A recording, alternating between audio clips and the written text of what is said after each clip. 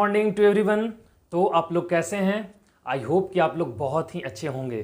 तो आज हम आप लोगों के लिए लेकर आए हैं क्लास 10th का second chapter acids bases and salts का लेक्चर नंबर 12, जिसके अंदर की आप पढ़ेंगे यूनिवर्सल इंडिकेटर के बारे में। हालांकि हमने आपको फर्स्ट लेक्चर के अंदर ही कहा था कि आप हमसे 3 इंडिकेटर के बारे में पढ़ेंगे, normal indicator, all factory indicator और यूनिवर्सल इंडिकेटर के बारे में। तो इसके पीछे का जो भी लेक्चर था, lecture number 11 and lecture number 10, जिसके अंदर की था normal indicator and all factory indicator के बारे में, अगर आपने वो लेक्चर नहीं देखा है तो उस लेक्चर को भी आप जरूर देखें। इस वीडियो के लिंक, इस वीडियो के डिस्क्रिप्शन में जो है वो उसका लिंक दिया हुआ है, आप उसको जरूर देखें, वहां से भी आपको काफी कुछ सीखने को मिलेगा।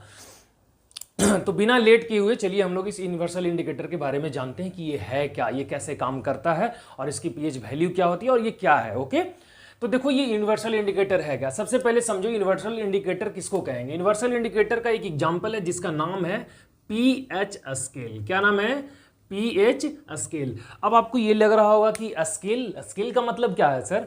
तो स्केल ऐसा मत आप माइंड में सोच लीजिएगा कि स्केल का मतलब है कि वो एक जैसे हम लोग यूज करते हैं इंस्ट्रूमेंट वगैरह में और उसके द्वारा मीटर सेंटीमीटर जो मेजरमेंट करते हैं वो वैसा स्केल होता होगा। ऐसा कोई भी इमेजिन अपने तरफ से आप नहीं करेंगे, कोई भी कल्पना करके लेके नहीं चलेंगे। Is that okay? सब हम एक एक करके सारे चीजों को देखेंगे कि पीएच स्केल होता क्या है। तो सबसे पहले स्टार्ट करते हैं, ये पी क्या है। मतलब यूनिवर्सल इंडिकेटर का जो एक छोटा सा एग्जांपल है जिसका नाम क्या है?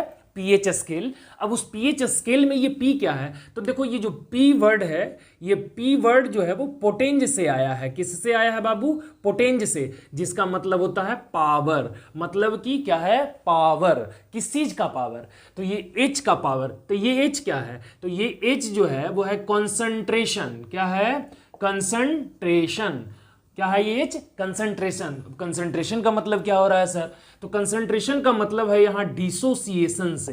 क्या से मतलब है? डिसोसिएशन से। और हम लोग जो कंसंट्रेशन को रिप्रेजेंट करते हैं वो इस तरीके से करते हैं, H प्लस। क्या लिखेंगे? H plus. तो हम लोग क्या लिख देंगे? Concentration of H plus. इसका मतलब यहां हो रहा है concentration of H plus. Is that okay? P क्या निकल के आया? पोटेंज। और H क्या निकल के आया? कंसंट्रेशन ऑफ H प्लस, मतलब डिसोसिएशन ऑफ H प्लस। मतलब कुल मिला के निकल के आ रहा है कि हाइड्रोजन आयन की जो डिसोसिएशन होगी कहीं भी, उसी को हम लोग क्या बोलेंगे? PH scale. समझ में आ रहा है? मतलब कि कितना ज्यादा H प्लस टूट रहा है, कितना कम H प्लस टूट रहा है, और उसकी जो वैल्यू निकाल करके हम लोग चेक करेंगे। क्या करेंगे? चेक करेंगे। वही रिलेशन को रिप्रेजेंट कर रहा है क्या? PH scale. तो सबसे पहले जो है वो पीएच स्केल को कौन खोजे थे? तो देखिए कौन एजाइंड किए थे। एजाइंड जो करने वाले साइंटिस्ट थे उनका नाम था एसपी सोरेनसन। क्या नाम था? एसपी सोरेनसेन नाम है। क्या नाम है? एसपी सोरेनसेन। ये और ये कब किए थे? तो 1909 में। कितना में? 1909 ईस्वी में। अब ये स्टोरी बेसिक चीजें आप याद रखेंगे। एसपी सोरेनसेन किए थे, कब किए थे? 1909 में, 1909 ईस्वी में किए थे। ठीक है, एजाइंड, टी लिख दिए हैं, एजाइंड। Is that okay? अब देखो समझते हैं कि पीएच स्केल क्या है। पीएच स्केल को समझने से पहले, पीएच स्केल को समझने से पहले हमको सीखना होगा पीएच वैल्यू के बारे में, कि पीएच वैल्यू क्या होता है। ये दो अलग अलग चीजें हैं। पीएच वैल्यू अलग चीज है और पीएच स्केल अलग चीज है।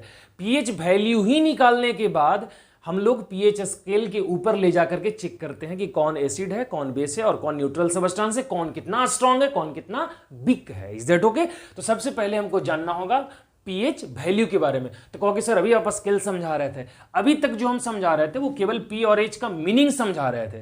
क्या समझा रहे थे? मीनिंग। पी क्या है, एच क्या है, यहां क्या रिप्रेजेंट कर रहा है। तो हमने एक ही चीज समझा कि कंसंट्रेशन ऑफ H प्लस, मतलब कि डिसोसिएशन ऑफ H प्लस। तो देखो पीएच का जो कंसंट्रेशन है और डिसोसिएशन हम लोग यहां लिख दे रहे हैं। क्या लिख दे रहे हैं बाबू? PH value. जो नेक्स्ट कंसेप्ट है वो हमारे पास क्या है? PH value. तो देखो ये पीएच का जो रिलेशन होता है वो इनवर्सली प्रोपोर्शनल होता है कंसंट्रेशन ऑफ H प्लस। अब इसका मतलब समझो, एक एक चीज का मतलब समझते चले। पीएच जो है वो इनवर्सली प्रोपोर्शनल होता है किसका? H प्लस के। इनवर्सली का मतलब क्या होता है? इनवर्सली कैसे लिखते हैं? देखो इनवर्सली एक होता है प्रोपोर्शन। प्रोपोर्शन का मतलब होता है समानुपात। सम का मतलब होता है बराबर, अनुपात का मतलब है कि रेशियो। आपको पता ही है कि मतलब अगर इधर भी बढ़ रहा है तो इधर भी बढ़ेगा, मतलब बराबर अनुपात में दोनों चीजें क्या हो रही है? बढ़ रही है। और कह रहा है यहां यूनिवर्सली प्रोपोर्शनल का मतलब हो रहा है कि उल्टा होगा, मतलब अगर इधर बढ़ रहा है तो इधर घट रहा है, समझ में आ रहा है, और अगर इधर बढ़ रहा है तो इधर घट रहा है, यहां उल्टा का रिलेशन बताया जा रहा है। तो वो भी क्या कह रहा है कि पीएच जो होते हैं वो क्या होते हैं, पीएच जो होते हैं वो क्या होंगे, इनवर्सली प्रोपोर्शनल होंगे किसके, कंसंट्रेशन ऑफ H प्लस के। तो थोड़ा सा इसका हम लोग मतलब समझ ले, इसका मीनिंग समझ ले कि ये क्या कहना चाहता है। H प्लस का कंसंट्रेशन, और कंसंट्रेशन का मतलब क्या है यहाँ, डिसोसिएशन, मतलब कि H प्लस का, पहले ज्यादा से चलते हैं, H प्लस का ज्यादा टूटना, देखो ध्यान देना, H प्लस का ज्यादा टूटना, तो ज्यादा टूटने का मतलब पीएच वैल्यू का कम होना। उल्टा का रिलेशन है, डायरेक्टली प्रोपोर्शनल नहीं है कि इसका बढ़ना तो इसका भी बढ़ना, मतलब समझ लीजिए इसका बढ़ना तो इसका घटना, मतलब कि पीएच वैल्यू जितना कम होगा, ध्यान से समझो, पीएच वैल्यू जितना कम होगा H प्लस उतना ही ज्यादा टूटेगा। तो H प्लस ज्यादा टूटता है कब, कब डिफिनेशन में हम लोग लगाते हैं कि ये कंप्लीटली डिसोसिएशन, ज्यादा डिसोसिएट होता है स्ट्रॉन्ग एसिड में। तो याद रखिएगा कि H प्लस जितना ज्यादा टूटेगा मतलब कि पीएच वैल्यू उतना ही कम होगा, मतलब कि जिसका पीएच वैल्यू कम होगा वो क्या होगा, strong acid. Is that okay. अब चलो कम पे चलते हैं। H प्लस का कम टूटना मतलब पीएच वैल्यू का बढ़ना, H प्लस का कम टूटना मतलब कि पीएच वैल्यू का बढ़ना। अब पीएच वैल्यू ज्यादा होगा, मान लो 6 है पीएच वैल्यू, इसका मतलब वो कौन सा एसिड है, बिक एसिड है। क्योंकि कम कब टूटता था, पार्शियल डिसोसिएशन कब होती थी, बिक एसिड में होती थी, लिखते थे ना कि पार्शियली डिसोसिएट, तो पार्शियली डिसोसिएट करेगा, कम टूटेगा कब, जब H प्लस की क्या होगी, कम होगी। इज दैट ओके, सारा कुछ क्लियर है। चलो नेक्स्ट देखते हैं, ये इसमें क्या इनवर्सली प्रोपोर्शनल का रिलेशन है, समझ में आ रहा है। तो एक फॉर्मूला आपने लाया, क्या लाया बाबू, कि pH is equal to minus log H plus का कॉन्सेंट्रेशन। और याद रखेंगे आप एक बात और नोट पॉइंट में, कि ये जो है वो लॉग जो M लिखा हुआ है इसी को हम लोग जो बोलते हैं वो बेस बोलते हैं। ये वो वाला बेस नहीं है एसिड बेस वाला बेस, ये बेस आधार वाला बेस है, ठीक है। लॉग M जो है वो, ये जो M है वो क्या है, बेस है, और लॉग जो बेस होता है वो m जो होगा वो m हमेशा 10 के बराबर होता है। कितना होता है, m जो है, m की जगह मान के चलो वो 10 ही रहता है हमेशा, ऐसे log क्या होता है 10, और log 10 की जो वैल्यू होती है वो 1 के बराबर होती है, ठीक है। कैलकुलेटेड वैल्यू लॉगरिथम में क्या, log 10 की जो वैल्यू होती है वो कितनी होती है, 1 के बराबर। ये नोट पॉइंट में याद रखेंगे। अब जैसे आपको एक क्वेश्चन दिया हुआ है, एग्जाम्पल एक प्रॉब्लम दिया हुआ है, क्या कि if the concentration of H plus, क्या H plus in a solution is 10 to the power minus 5। कितना दिया हुआ है, H प्लस का कंसंट्रेशन कितना दिया हुआ है, 10 to the power minus 5। Then find the pH value, then find the pH value of that solution and identify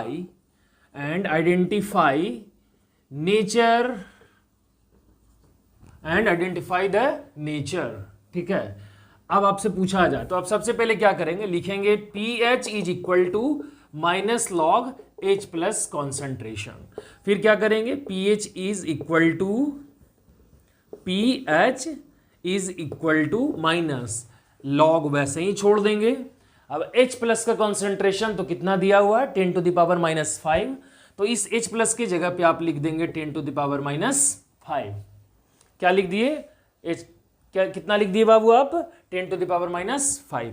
अब देखिए क्या करेंगे, तो pH बराबर माइनस लॉग, ठीक है। अब देखो ये M है ना, ये M है, और ये क्या है N, ये क्या है N, तो आप यहां सबसे पहले n log m लगा लेंगे वो फॉर्मूला। तो माइनस पहले से है और n लेके आ जाना है यहां, इसको m मान लेना है और इसको n मान लेना है, तो ये -5 आ जाएगा, n आगे आ जाएगा, और यहां लिख देंगे log सीधा 10, क्योंकि log 10 है, m की जगह पे log m है तो log 10 हो जाएगा। अब pH is equal to minus, और यहाँ माइनस क्या हो जाएगा, प्लस में 5 हो जाएगा, इंटू log 10। log 10 की वैल्यू आप देखिए कितना है, 1 है, तो कितना हो जाएगा, इंटू 1, तो pH बराबर कितना हो गया, 5। तो 5 है तो इसका नेचर कैसा हो जाएगा, एसिडिक हो जाएगा। आंसर में कोई दिक्कत नहीं, सिंपली आप ऐसे बना सकते हैं, बहुत ही इजी है। आप इसका स्क्रीनशॉट ले लें। अब हम सारा कुछ वही रहने देंगे, कुछ भी चेंज नहीं करेंगे, केवल यहाँ कंसंट्रेशन चेंज करेंगे। क्या, यहाँ कर देंगे हम 10⁻⁻⁷। अब बोलेंगे हमको बना के दिखाओ और नेचर पता करके बताओ। हम आपको 1 मिनट का टाइम देते हैं, जल्दी से आप बनाइए। चलिए देखें, यहाँ आप बनाएंगे पॉज करके और फिर हमको बताएंगे। यहाँ मिलाएंगे आप pH इज इक्वल टू, सबसे पहले क्या लिखेंगे, -log H+ कॉन्सेंट्रेशन, ठीक है। फिर क्या किया आपने, pH is equal to -log, अब यहाँ क्या लिख दिए 10⁻⁷। फिर क्या करेंगे, pH इज इक्वल टू, यहाँ देखिए ध्यान से, तो -7 यहाँ आ जाएगा, ऑलरेडी माइनस पहले से था, और यहाँ बच जाएगा log 10।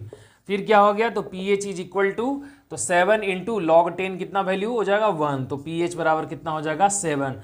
और ये कैसा नेचर का हो जाएगा, तो न्यूट्रल है, नहीं तो एसिडिक नहीं तो बेसिक। और वाकई में कंसंट्रेशन जो होती है वो H+ का, वो वाटर का कितना होता है 10⁻⁻7 ही होता है। और ये जो pH वैल्यू है वो वाटर का ही है, क्योंकि वाटर ऐसे भी न्यूट्रल होता है और उसकी pH वैल्यू कितनी होती है 7 होती है। कोई दिक्कत नहीं। तो यहाँ सॉल्यूशन के जगह पे वाटर भी लिखा हुआ रह सकता था, ऐसे समझ रहे हो ना, मान के चलो यहाँ वाटर लिखा हुआ रह सकता था कि वाटर का इतना कंसंट्रेशन दिया हुआ। Is that okay, any problem? नहीं, बिल्कुल नहीं। मिटा दें, मतलब सबसे पहले हम कोई भी चीज हो तो उसका pH वैल्यू निकालेंगे, तब उसको स्केल पे समझेंगे कि वो है क्या, किस तरीके से करते हैं, ठीक है। तो सबसे पहले आप समझिए, अब यहाँ हम लोग आ गए pH स्केल के ऊपर। तो देखो, तो एक ये ऐसे इस तरीके से एक रहता है, आपको हम बताएंगे, आप उसका कल्पना करेंगे तो अच्छे से समझ में आ जाएगा, ऐसा नहीं है। इस तरीके से एक बना हुआ रहता है हार्ड पेपर का, ठीक है। और आप स्केल का मतलब ऐसा बिल्कुल ना समझें कि वो प्लास्टिक का बना हुआ रहता होगा या ऐसा कुछ। ये इस तरीके से एक पेपर का बना हुआ रहता है, ऊपर में हार्ड पेपर होता है और उसमें डिफरेंट कलर सबका होते हैं। जैसे ये जो बिलोंग करता है pH स्केल, वो आप सबसे पहले जानिए, ये 0 से बिलोंग करेगा और 14 तक जाएगा। कितना तक जाएगा, 14 तक जाएगा। और ये बीचे बीच बिल्कुल मान के चलो इस जगह पे ऐसे, और ये जो पार्ट होती है इसका, ये कैसा होता है, न्यूट्रल पार्ट होता है। और यहाँ जो होता है वो 7 होता है। 7 से इधर जो भी होंगे वो क्या होंगे, एसिडिक होंगे। 6, यहाँ 5, यहाँ क्या हो जाएगा 4, 3, 2, और यहाँ क्या हो जाएगा 1, 0, यहाँ हो गया 1, तो 0, 1, 2, 3, 4, 5, 6, 7, यहाँ 8, 9, 10, 11, 12, और यहाँ क्या हो गया 13, और वहाँ क्या हो गया 14, ठीक है। तो ये 0 से लेकर 14 तक बिलोंग करता है। तो यहाँ से यहाँ क्या है 6 तक, यहाँ से यहाँ तक जो है वो है pH, कहाँ तक 6 तक, ठीक है। और यहाँ 8 से शुरू हो जाएगा क्या, POH इसको कहा जाता है। क्या कहा जाता है, POH। क्या कहेंगे, POH। और pH plus POH is equal to होता है 14। मतलब कि pH वैल्यू और POH का वैल्यू अगर ऐड कर दिया जाए तो वो कितना के बराबर हो जाएगा, 14 के बराबर हो जाएगा। और केवल POH निकालना चाहें आप इस तरीके से कि POH निकालना चाहें तो 14 माइनस pH कर लेंगे आप इस तरीके से, ठीक है। और इसमें भी न्यूमेरिकल बनता है और इससे भी पूछता है, हम बनाएंगे, 2 प्रैक्टिस करवाएंगे आपको। पहले इधर समझें आप, सबसे पहले ये समझिए कि pH स्केल कैसा होता है। तो वो एक हार्ड पेपर का ऐसे ऊपर में बना हुआ रहता है और वो 0 से लेकर के 14 तक बिलोंग करता है। 0, 1, 2, 3 तक जो होता है वो स्ट्रॉन्ग एसिड होता है। ध्यान दीजिएगा आप एक एक चीज को, यहाँ से 3 तक जो होगा वो कैसा होता है, स्ट्रॉन्ग एसिड होगा। और यहाँ 4 से, मतलब 3 के बाद से ही 4 से समझ लो, यहाँ जो है वो 6 तक जो चलता है वो क्या होगा, कौन सा होगा, वीक एसिड होगा। अभी हमने आपको क्या बताया था कि pH वैल्यू का कमना स्ट्रॉन्ग एसिड, pH वैल्यू का बढ़ना वीक एसिड, 7 रहेगा तो न्यूट्रल। अभी हमने बताया था कि 7 pH वैल्यू होता है वो न्यूट्रल होता है। अब इधर से देखिए 8 से जो चलेगा कहाँ तक चलेगा, 10 तक, ये होगा वीक बेस। क्या हो जाएगा, वीक बेस, समझ में आ रहा है।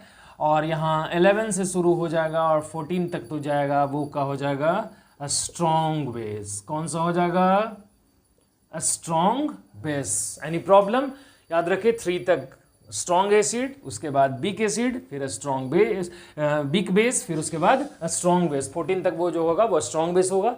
7 जब आएगा वो तो क्या हो जाएगा, न्यूट्रल होगा। Any problem? ये इस तरीके से स्केल पे 14 तक बना हुआ रहता है। हार्ड पेपर का होता है, हमने 3 बार इस चीज़ को अभी तक बोल चुका है। अब उसके अंदर एक कागज होता है वो पीला कलर का, वही मेन पेपर होता है। अब उस पेपर को क्या करते हैं कि हम लोग कोई भी एसिड मान लो 5-7 की संख्या में रखा हुआ है, ठीक से समझो इसको। एक हार्ड पेपर का होता है, उस पर क्या लगा हुआ रहता है, कलर वाइज उस पर सेपरेट किया हुआ रहता है, सेपरेशन रहती है, और सारे के सामने एक एक वैल्यू लिखा हो रहा था, अलग अलग रंग भी रहता है। जैसे रेड रहा, उसके बाद जो भी कलर होती है उसके अकॉर्डिंग वायलेट तक, बैंगनी तक, 14 तक चला जाता है वेवलेंथ के अकॉर्डिंग, ठीक है ना। चूंकि हमने पहले ही कहा है कि वेवलेंथ के अकॉर्डिंग चेंजिंग होती है किसी भी सब्सटेंस के अंदर। अब हम सबसे पहले क्या करेंगे कि एक पेपर ले लेंगे, पीएच स्केल के अंदर में एक पेपर होता है, उस पेपर को एसिड में ले जाएंगे, ठीक है। अब उसको देख लेंगे, रेड हो गया इसका मतलब स्ट्रॉन्ग एसिड है, कोई दिक्कत। उसके बाद फिर पेपर को ले जाएंगे दूसरे लिक्विड के अंदर, देखेंगे कि थोड़ा सा इसका कम रहा है, ऑरेंज टाइप का आ रहा है, तो ऑरेंज टाइप का जो हो रहा है 4 है, 3 है पीएच वैल्यू। जब ले जाओगे ना उस पेपर को, तो उसको जिस कलर में वो चेंज होगा वो पेपर, उसको यहाँ मिलाना होता है। देखें कौन सा मिल रहा है, कौन सा मिल रहा है, तो 3.5 से मिल रहा है। तो 3.5 का जो कलर है, जो कलर इस पेपर का आएगा, अगर यहाँ 3.5 वाले हार्ड पेपर में मिल रहा तो इसका मतलब पीएच वैल्यू उसका उतना ही हो गया। जैसे देखो, मान लो कि एक तुम पेपर ले लिया, पीएच वैल्यू के जो पेपर हार्ड पेपर है उसके अंदर बहुत सारे पेपर होते हैं, उस पेपर को निकाल लो, उस पेपर को किसी भी सब्सटेंस में लेके जाओ, अब वो वायलेट कलर का हो गया, तो तुम इस पे मिलाते चलो ऐसे ऐसे ऐसे ऐसे, तो वो 14 पे जाके मिल गया। इसका मतलब वो बेस है और स्ट्रॉन्ग बेस है, वो लिक्विड, ठीक है, और उसका पीएच वैल्यू कितना है, 14 है। इस तरीके से चेक किया जाता है। Is that okay? समझ में आ गया? Any problem?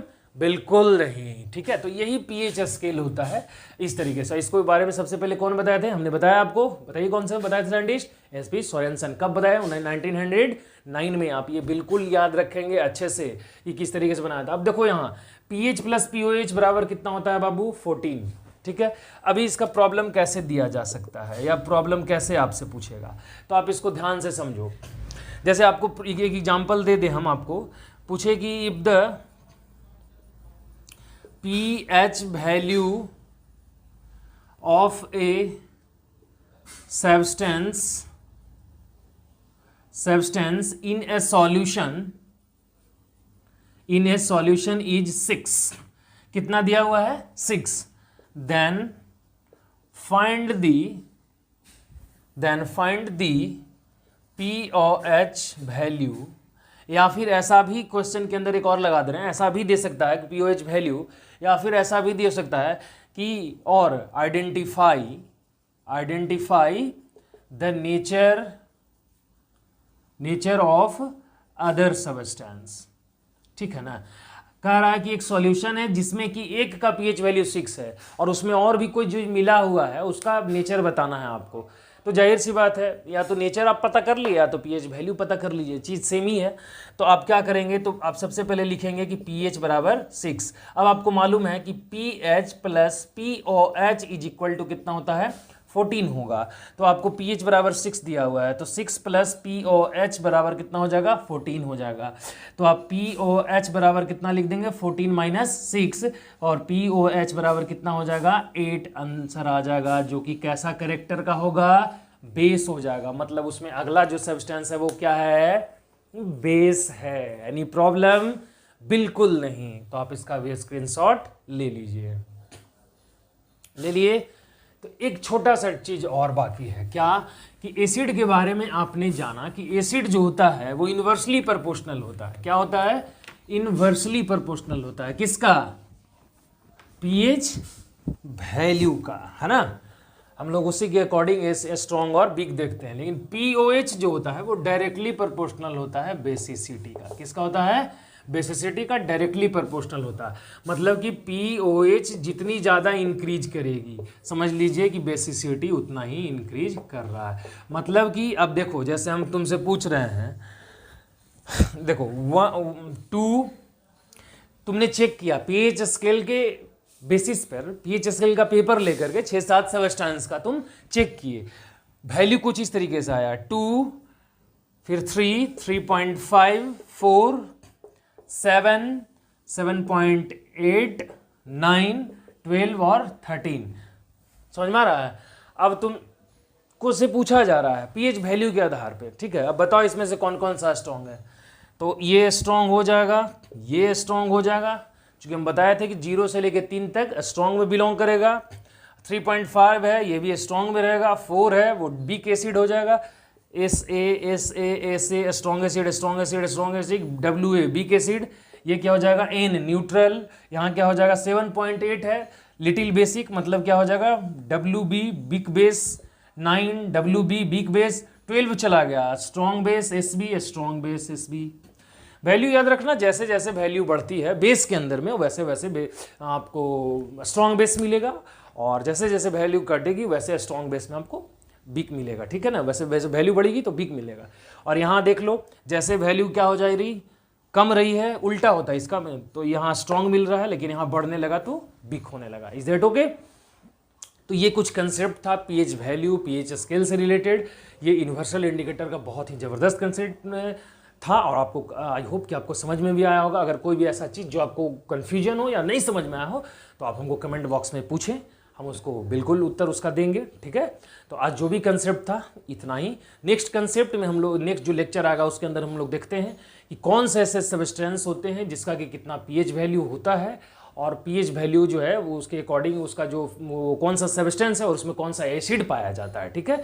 ये 3 चीज़ हम आगे उसके अंदर में देखते हैं। तो आज के लिए इतना ही, धन्यवाद।